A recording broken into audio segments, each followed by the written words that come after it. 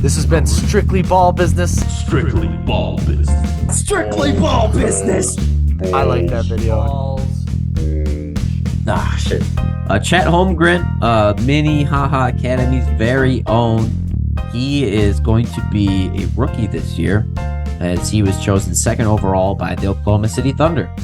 And, maybe not where I thought he'd be, before the draft started. I thought maybe he was going to go number one, to be honest with you. Yeah. But I think it's a great fit. I think it totally makes sense for him to be on the Thunder, and the connection between him and Giddey is going to be fantastic. I think, It was the pretty good friggin' in Summer alley-oops League. there is going to be great. Yeah, in Summer League it looked pretty good. Him and Giddey, because Yeah. they played together in Summer League, and Giddey Yeah. took a bunch of Miles steps. So yeah, that looked good. Maybe Jalen Suggs doesn't like Chet. Maybe that he's just like, hey Magic, don't do this to me. I wonder, he clearly didn't put any shiny reviews in it. But, in the end, the Magic just are going to go with who they want to go with. They don't give a shit about the friendship stuff in the end. Yeah, It's like, if it works out, it's cool, bonus. But I guess they just decided Paolo was their guy. But, Chet as a prospect, we haven't seen a shot blocker of this pedigree go this high in the draft in a really long time. And Evan. obviously everybody's going to talk about his size, but I don't think it's an issue. His footwork and his way to, get around players, I think, and stay in front of them, I think is really going to help him out. He's going to have to put on some weight, obviously, but he's still just a kid. I think that's naturally going to come. And regardless, he looks like a solid shooter. And if you're a solid shooter at that level, at that height, it doesn't really matter what your weight is. It doesn't really matter because he's already creating an impact on defense with his shot blocking ability that we've seen. He can put on big men as well. So I think he's going to be a star. Oh yeah, I do think he's gonna be a star. He certainly looks like it. So watching his Summer League, you watch it and you're like, this guy could have been one. This guy could have gone one. Just like Banchero, you're like, I get it. You're like, I see why he was picked one. Where Jabari, I didn't. Watching that Summer League, I was like, well, he's good, but not number one. But yeah, no, I could see why Chet could have gone one. I hope he could be the biggest hit to OKC since Kevin Durant and James Harden. I'm hoping. Guy looks good. So shooting, everything's there. I've never seen a rookie so good or a prolific at shooting, even in Summer League. Trae Young struggled, and he's supposed to be one of the best shooters in the NBA. But no, he's a confidence shooting there. Defense, active hands. Guy could watch some guard. Didn't even look weird. You thought a 7'2" guy guarding on the perimeter didn't even look weird. And down low looked like he was there. Just looked like he was swatting. Just not even a ball. Didn't even look like he was playing basketball. Just looked bothered. Just swatting balls here and there. It looked awesome. But we talked about his physicality. Everyone does. Watching these Summer League possessions. Listen, I think he'll get bigger. Yeah, you're right. I think he'll get bigger. I think he'll get more confident. But he's so timid. He didn't even like spending time in the paint. I watched 3 of his every possession, just because I was trying to find how often he went in the paint. He didn't go in the paint that often, and when he did, it was just a wide open dunk. Yeah, it wasn't a contact, it wasn't anything cool.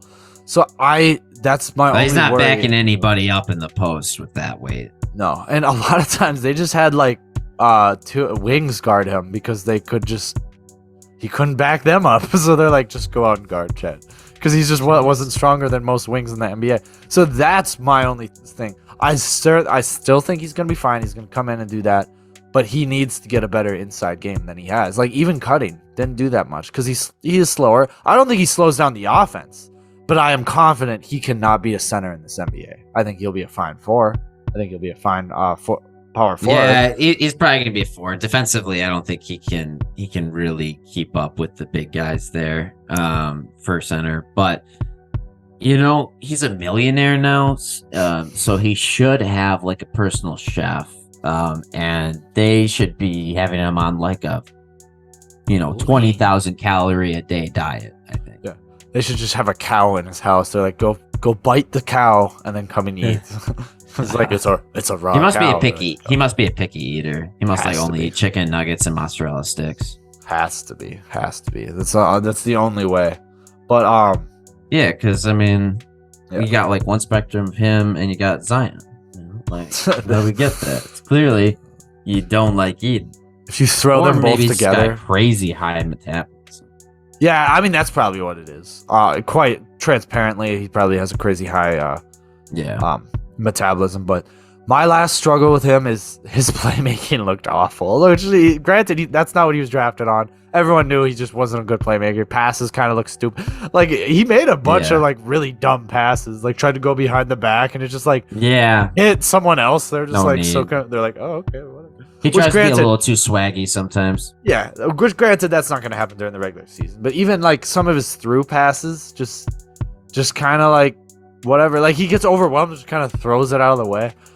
There was one assist that I was just laughing at where he was driving in and he tried to back up and then they like bumped him and he fell forward and just kind of tried to throw the ball to the guy in the wing and it bounced off someone else's like shoulder, like the defender's shoulder, and it flew and just caught the guy on the wing caught it and just made a 3. And I was like, okay, okay, don't give him that assist. I was like, that was god awful. That was god awful. But shooting, he was so confident. He would just shoot over people. When you're 7'2", like he didn't give a shit. Like people were standing right in front of him. He just shot it and it went in. Like most confidence. It's you don't see that much confidence even in the NBA. Like that guy just didn't give a shit. But 12 points. Oh, sorry, I muted. I had myself on mute there for for a moment. Give me 1 second here. I gotta get my dog. That's all right. I'll just cut this part out.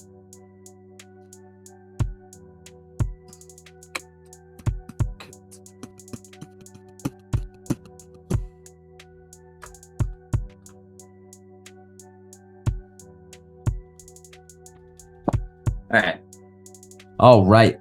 I'm back. Sorry about that. No worries. We're good. Do you have I'll cut that part out. Let me